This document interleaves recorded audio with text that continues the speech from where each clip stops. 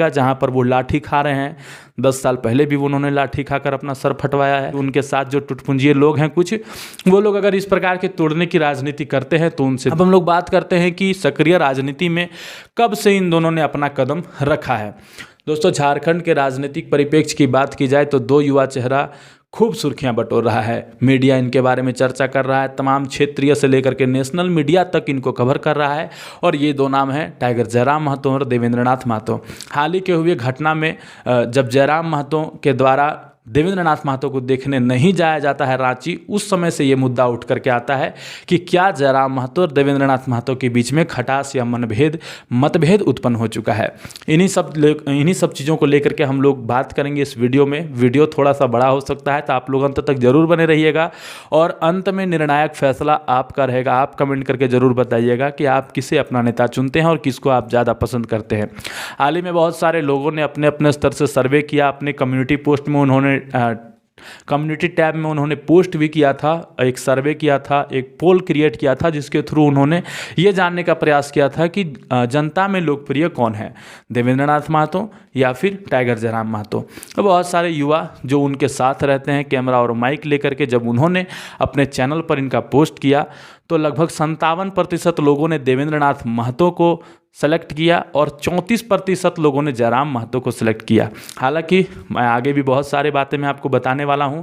और अगर देखा जाए इस प्रकार के अगर पोस्ट को देखा जाए तो यहाँ पर साफ साफ देवेंद्रनाथ महतो की लोकप्रियता बढ़ती जा रही है।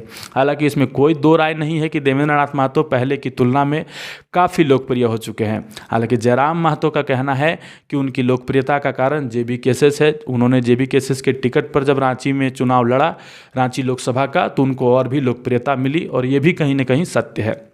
अब हम लोग बात करते हैं कि सक्रिय राजनीति में कब से इन दोनों ने अपना कदम रखा है। तो जयराम महतो की अगर बात की जाए तो जयराम महतो 2 वर्ष पूर्व जो है भाषा आंदोलन करते हैं और भाषा आंदोलन से उनका चेहरा निकल करके आता है। हालांकि उससे पहले भी वो असक्रिय रूप से अगर कहा जाए तो सामाजिक कार्यकर्ता के रूप में अपने क्षेत्र में काम करते हैं। क्षेत्र में लोगों का जो न्याय हक अधिकार की बात हो उसको वो हमेशा उठाने का प्रयास करते हैं। कोई भी व्यक्ति अचानक से इतना आगे नहीं बढ़ता है, सालों का मेहनत होता है, उसका बोलने का तरीका होता है, समाज में जाने का और लोगों के बात को सुनने का एक कला है और सब कुछ तमाम चीज़ें जब एकत्रित होती है तब जाकर के इस प्रकार का नेता, इस प्रकार का युवा चेहरा सामने निकल करके आता है। अगर बात की जाए देवेंद्रनाथ महतो की तो वहीं इनका चेहरा आज से 15 साल पहले ये छात्र राजनीति में एक्टिव हो चुके थे। और जब आप उनका यूट्यूब चैनल सर्च कीजिएगा, आप खंगालिएगा जाकर के यूट्यूब पर और सोशल मीडिया पर, तो आप देखिएगा कि 15 साल पहले से उनका वीडियो चैनल पर उपलब्ध आपको मिलेगा। आज से 12 साल 15 साल पहले का भी वीडियो आपको चैनल पर मिलेगा जहाँ पर वो लाठी खा रहे हैं। 10 साल पहले भी उन्होंने लाठी खाकर अपना सर फटवाया है, आज भी वो लाठी खाने का काम कर रहे हैं और तमाम लोगों के बात को, हक अधिकार हुकूक की बात को उठाते हुए कई बार जेल में भी वो गए हैं। बहुत सारे राजनीतिक आंदोलन का, सामाजिक आंदोलन का वो नेतृत्व करता है। होटवार जेल में 17 दिन, जहाँ तक हम लोग अपना रिसर्च के माध्यम से पता किए कि होटवार जेल में 17 दिन उन्होंने बिताया है। साथ ही राजभवन घेराव, सीएम आवास घेराव, विधानसभा घेराव में तमाम तरह के केस उन पर लदे हुए हैं और उन्होंने इसका नेतृत्व किया। उसके बाद सीजीएल का जब पेपर लीक होता है तो उस समय भी वे घेराव, जेएसएससी ऑफिस घेराव में भी अपना पूर्ण रूप से भूमिका निभाते हैं। और उसके अलावा भी बहुत सारे राजनीतिक संगठनों के साथ वो जुड़ करके, जैसे कि छोटा छोटा जो संगठन है जो कि जेएसएससी या जेपीएससी के आंदोलनों को और भी हवा देने का काम करता था, उनके साथ मिल करके छात्रों के हक अधिकार की बात वो पहले 10-15 साल से वो कर रहे हैं। एक बार वो सिल्ली से विधानसभा चुनाव भी लड़े हैं। जहाँ तक हमें पता है सिल्ली से विधानसभा चुनाव भी वो लड़े थे, लगभग 1,500-2 हज़ार वोट उन्होंने लाया था। और हाल ही में अभी जेबी केसेस के बैनर तले वो रांची लोकसभा का भी चुनाव लड़ते हैं। तो अगर अनुभव की बात की जाए तो देवेंद्रनाथ महतो को काफ़ी अच्छा अनुभव रहा है इस क्षेत्र में और वो जनता के बीच में ज़्यादा वर्षों से जुड़े हुए हैं। लेकिन वहीं जयराम महतो की बात की जाए तो उनका जो आक्रामक भाषण है, उनका जो तेवर है, उनका जो एग्रेशन है, उनके चलते कम ही समय में वो जनता के साथ कनेक्ट कर पाएँ। क्योंकि कहीं ना कहीं इसके पीछे कारण ये है कि जनता जो है हमेशा जनता को ठगने का काम सरकार और अधिकारियों के द्वारा होता रहता है, लेकिन जनता अपनी बात को उस प्रकार से रख नहीं पाती है। तो जब कोई सामने वाला अपनी बात को उस तरह से रखता है तो वो अपने आप को, जनता उस व्यक्ति से अपने आप को कनेक्ट कर लेती है। और यही काम जयराम महतो ने किया।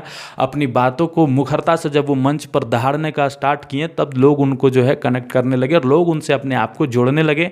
कारवां बढ़ता चला गया, लाखों लोग उनसे जुड़ गए। आज झारखंड की 3.25 करोड़ जनता में से मुझे नहीं लगता है कि कोई ऐसा व्यक्ति होगा जो जयराम महतो से अपरिचित होगा।